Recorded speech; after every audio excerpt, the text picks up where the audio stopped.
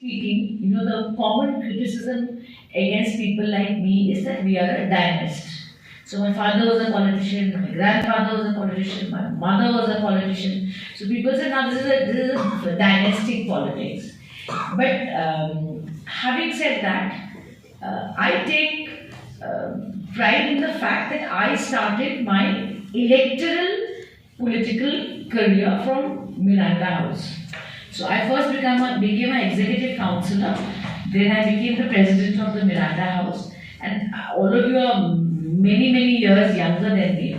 But it's an interesting thing is that I entered student politics right after there was a huge agitation in the country on Mandal Commission. You all may have heard of it, or some of you may have seen it. So it was a very diabolical situation in Delhi University. Students were up in arms, reservation was an issue. So it is in those circumstances that I decided to join student politics from NSUI. So, I think Neil, you read my profile, didn't you? So he's told you all the nice things about me. I'll tell you the not so nice things that happened to me in politics is when I became the president of Miranda House, I also fought for Delhi University president. So 47 colleges came. So I was fighting a simultaneous election and I lost the post of president Delhi University and I won the president of Miranda House, college. So that's how I started. But going back to my point of being a dynast is, I take pride in the fact that I started my stint in politics from the municipality. So I first fought a reserved seat for women in Silchar Municipal Board. And I am very lucky that I became the chairperson of the Silchar Municipal Board. So what is it? Since we are talking about roles of elected representatives, that's why I am drawing from my political career. So I first joined at the local self-government, like they say, at that level. And while I was the municipal chairperson, the MLA elections came. And those who, Deepak Dev and all will know, there was a no confidence motion against me. So they got a vote of no confidence and I was toppled, thrown out as the chairperson. So basically I was sitting idle, wondering what to do, and the MLA election came. So I fought the MLA election in 2011, right? I won and I felt very fortunate because I got to see what it is like to be an elected representative at the state level, right? Now, while I was an MLA, came the MP election. So I asked a ticket from the Indian National Congress and I contested as a member of Parliament of Silchar Lok Sabha and I won. So I had to give up my MLA. The interesting part is, so now I get to see what it's like to be an elected representative at the parliament level. So now I'm actually a policy maker at the center. Now in 2019, I lost the Silchar seat after contesting in Lok Sabha. Then in 2021, Mamata Banerjee, I joined her party. So now she brought me to the Rajya Sabha. So now I'm elected by the Council of States. So the reason I'm telling you this is because it's my way of putting it more interestingly that how many tiers of elected representatives are there. So you can start right from municipality or panchayat, go as a member of the state assembly, you can be a member of the Lok Sabha, or you can be indirectly elected by MLAs and go into the Rajya Sabha.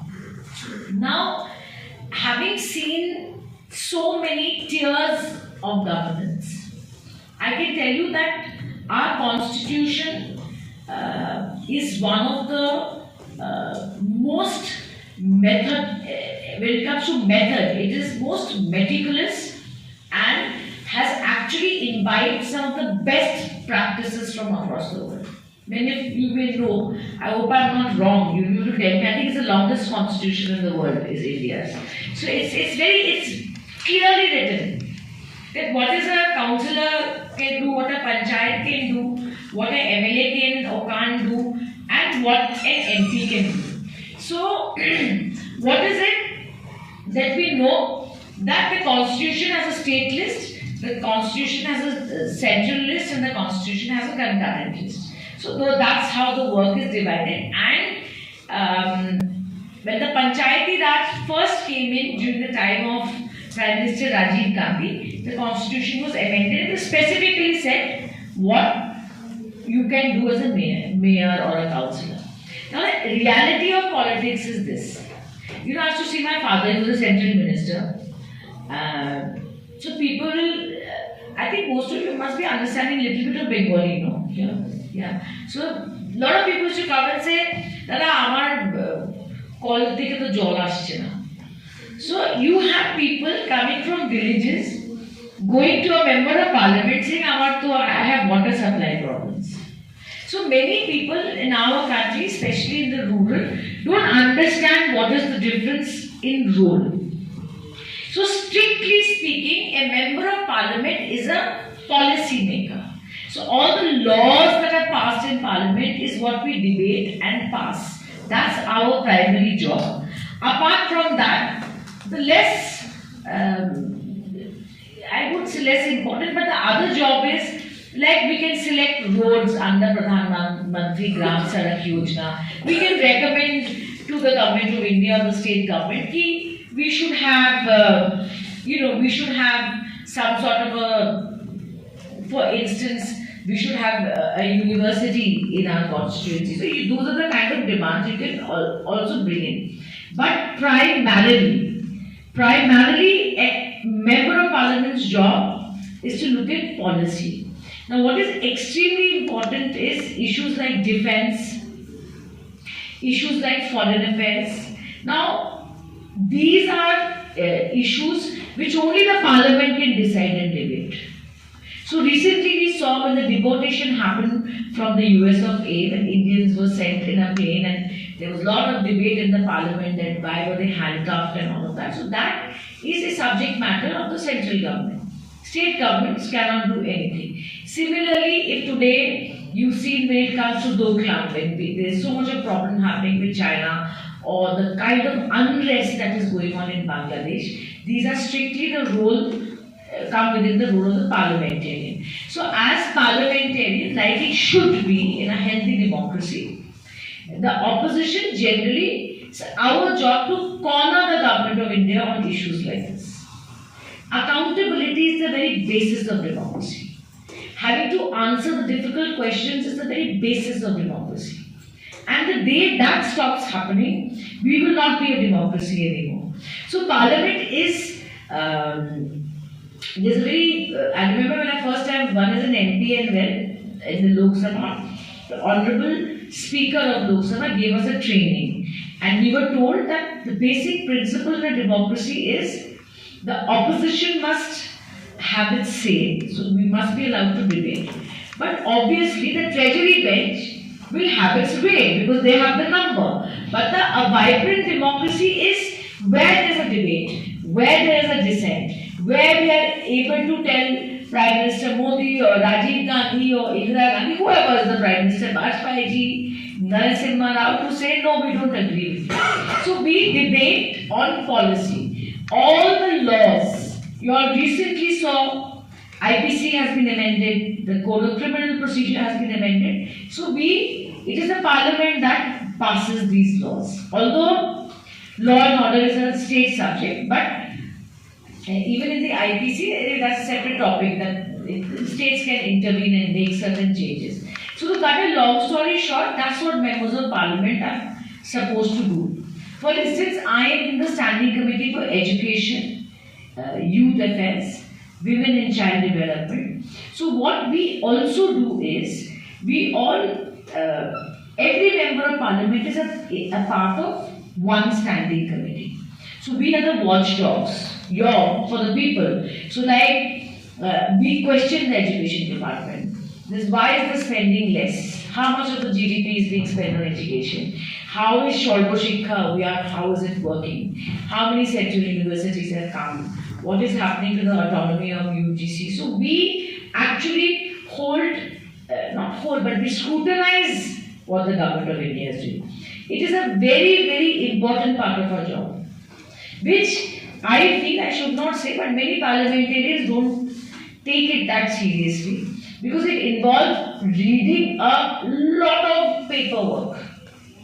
So, like for instance, when the new education policy came, that time also I was in the standing committee for education. So we scrutinized that and we gave our opinion to the parliament that this is what's wrong with the education policy. But once you table the report, it is absolutely dependent on the government whether they will accept your recommendations or not.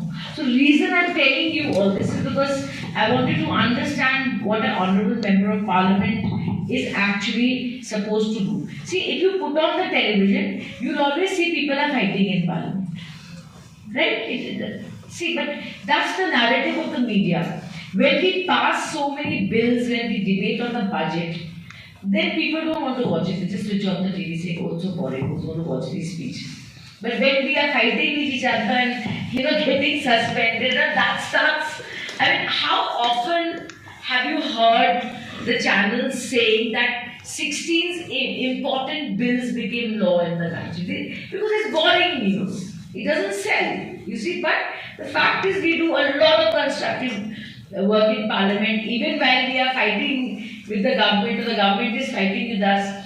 In between we go and attend a standing committee meeting. So we are also working simultaneously apart from the regular partisan politics which is inherent in the system in this country. So that sorts out the parliament part. Now the state assembly, as a member of the assembly, is actually, I think personally, more, to me, this is my view, is more interesting than an MP. Because every single thing that impacts your lives, even if it's paid for by the central government, it can only happen if the state government sends the proposal. Okay? Today, the central government generally will not impose saying you have to make this road, or you have to make this school, or you have to make this university, or you have to make this bridge. Government can't do it. State government and chief ministers of the state through their department send the proposals to the government of India, and then the government of India approves. Now why I am telling you this is, what is inherent in our constitution is cooperative, it's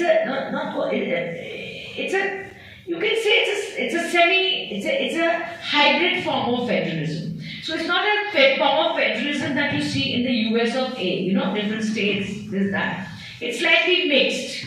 So federalism is at the core. Federalism is at the core of our democracy. And the Supreme Court has said that although it has not been enshrined in the Constitution, it forms a part of the basic structure of the Constitution. So when you will see a lot of chief ministers will complain. Like recently we've seen the Tamil Nadu chief minister saying, why you imposing Hindi? Then Mamata will say, government is interfering. These things when you hear, because they are actually the larger picture, and what is of your interest is not the politics, but federalism. The reason I'm saying it because it impacts the role of an MP and an MLA. So as an MLA, every proposal that goes to the government of India, like Silchar, which roads are going to be made, which Ayurvedic institute is going to come, or how many Anganwadi centers are going to be there, ICDS, public distribution system, food security, all of this is actually implemented by the state. So the parliament is the policy maker, the state is actually the initiator of these projects and the implementing agency, if you like, of those policies. So I feel that MLA can actually directly impact the quality of your life much more than a member of parliament can. And last but not the least is our municipality. and panchayats. Now, municipality and panchayats, I believe, especially the urban local bodies, municipalities, they impact your life directly. If you don't have drinking water, if you don't have sanitation, if you don't have drainage, if someone is not picking up your garbage, this is all the job of the municipality. So I remember when I was the municipality chairperson, Advocate Deepak Dev will tell you, like I studied in the UK and I came back to Silchar and I became the chairperson. So every day in the morning someone used to call say, Madam, Silchar to brishti veche jol jome geche. Like pani jam gaya, barish aa gayi hai, you please come. So I used to get up early in the morning and go to various areas where there was water logging to help them. So the reason I'm telling you this is to tell you that these are the roles of different and various elected representatives. Now you come to Rajya Sabha. I am a member of the Rajya Sabha. How we elected? We are elected by the MLAs from a state. So also although my Karma Bhumi is Assam and Silchar, but I am elected from the state of Bengal. Okay, I am elected from the state of Bengal. So what is it the Rajya Sabha does? I'll just simplify it. Rajya Sabha cannot stop a money bill. So when the budget comes to us, we can keep debating, but actually we can't do more than that. It is the Lok Sabha that is entitled by vote to stop something. We have no say on money bills. But yes, on policy decisions, we can go to a vote, we can defeat a bill, but money bills, we actually have no power. So it is equivalent to the House of Elders or House of Lords, like the United Kingdom has. But having said that, it's a very important institution in our country, and we have seen, especially in the opposition, for instance, something that you can't stop in the Lok Sabha, like abrogation of Article 370, if you all remember, when Jammu Kashmir, that amendment came to the constitution. In Lok Sabha, the opposition could not stop it. But when it came to Rajya Sabha, the government didn't have the numbers. So the opposition had the numbers. And I'm not going to take names, and that's when one or two MPs from the opposition actually left their parties and switched over to the BJP, so that, or simply resigned, so that our numbers would go down. So that means Rajya Sabha at that time could have stalled, on the abrogation of Article 370. So I'm just giving this by way of an example that the Rajya Sabha sometimes has a critical role to play on policy decisions. Now coming to the last but not the least, the panchayat. I believe that panchayat and municipalities are the most important tiers of good governance. And I'm not ashamed to say, but the amount of funding that you get from the Finance Commission of the state or the center at the panchayat level has no comparison to what a member of parliament has. So, उनको जो पैसा मिलता है वो हमको नहीं मिलता. वो जो काम कर सकते हैं वो सांसद नहीं कर सकते. Are there any Hindi speaking people here? No, sure. There are. So I thought little bit, so the question is, we don't realize, because we see these ordinary people becoming panchayats and sarpanch and say pata nahi ye log kaun hai, but actually the kind of resources a panchayat president gets, I don't think a member of parliament gets. For instance, the job guarantee. Now, job guarantee is when it's a demand-driven policy where the state government says that, let's say in the district of Kachar, we have a requirement to give so many people 100 days jobs, and then you do creation of assets like roads, etc. So it's unlimited money. Because you see, what is job guarantee? Job guarantee is not a project or a scheme. It's an act. It's a right. So you have to give someone who demands 100 days of work, you have to give it to him. So if आज अगर कछार में 4000 लोग मांग रहे 100 दिन का काम, तो उनको देना पड़ेगा. अगर यही 4000 लोग अगले साल 4500 हो जाता है, तो you have to provide 100 days job work. So I'm just saying this by way of example that it's actually limitless money at the panchayat level. They are very powerful people who can influence our lives. We don't realize it. You know, so this is the role. Now very briefly on organization. See, organization is everything. If you don't have an organization, then you cannot win an election. Like for instance,